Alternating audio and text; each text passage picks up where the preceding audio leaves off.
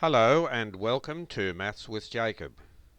This lesson will focus on place value using index notation worksheets.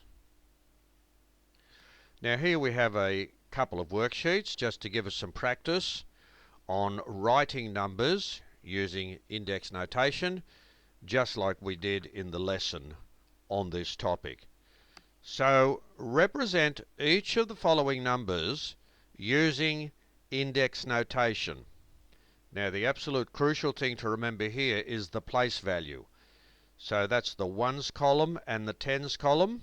I'll just go through a few of them only.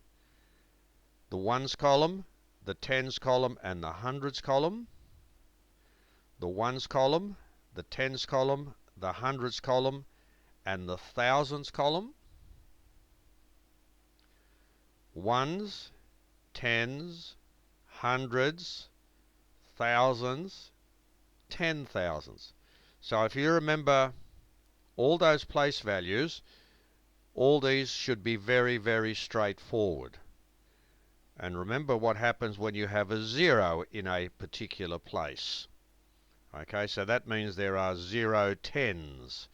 So really you're only focusing on the ones column and the hundreds column with respect to your answer, because we have 0 in the tens column. So let's go now to the next slide. Okay, so very similar here. We remember the place values for all these ones. No problems at all. So that goes up to the 10,000s.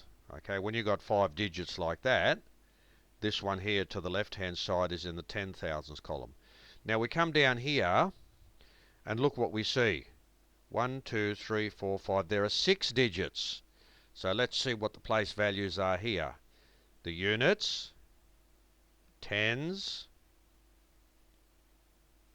hundreds, thousands, 10,000s, and the 100,000s column.